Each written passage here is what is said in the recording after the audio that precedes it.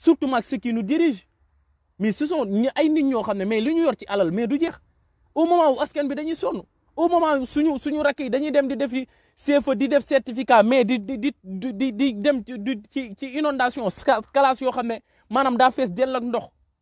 mais loolu aveu d'échec la mais quelque part moom moo lay wan ni xale yi nan la ñuy concentrer wu pour réussir et c'est eux qui vont gouverner demain le Sénégal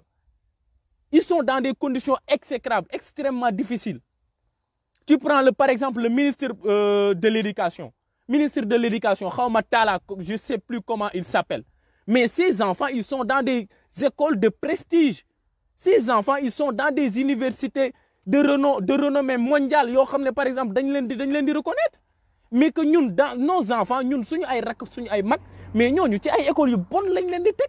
Et que ñoom, nos dirigeants, lii boo ko defoon pays bu normal nit ñi mais du fa yendu.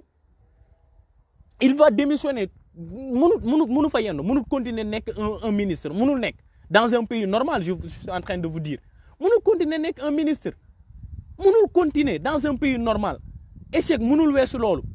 ñi nga xam ne yow yaa leen war a assurer la réussite ñi nga xam ne yow yaa leen war a assurer tey li nga xam ne moom mooy tey fi nga xam ne dañ fa toll doon def un sésame boo xam ne moom moo leen di permettre ñu accéder à un autre palier supérieur ñu war a am cette stabilité psychologique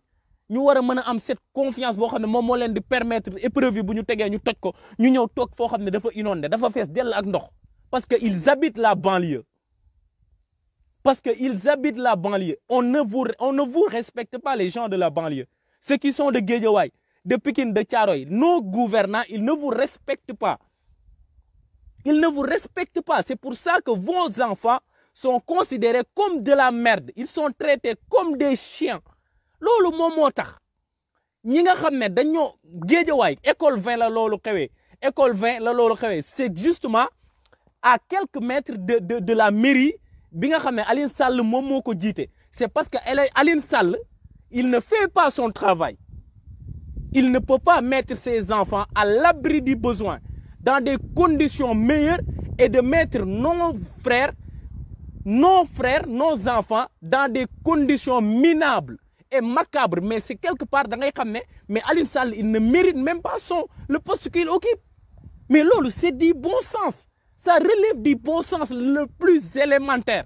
bon sens bi nga xam ne moom moo gën a élémentaire mënut nangu loolu Macron tey quand tu le vois bu yóbbu ay doomu Brigitte ñuy jàng ci école yu baax c'est que en amont il a préparé l'avenir des autres jeunes français ñu ngi jàng ci école yu baax ñu ngi jàng ci université yu baax balaa ay doomu Macron di jàng bu baax faaw doomu baadoola yi jàng bu baax parce que l'éducation l'apprentissage ça c'est un droit qui est universel loolu Afrique rek ngay fekk ay dëkk yoo xam ne kenn respecté wuñu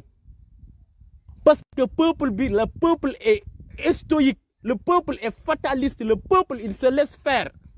mais loolu moom moo tax suñu dëkk yi mel ni loolu kan moom moo ci mën dara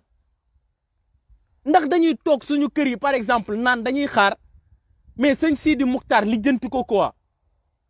ndax dañuy toog suñu kër yi naan dañuy xaar ndax xalif général des Tidianes lijjanti ko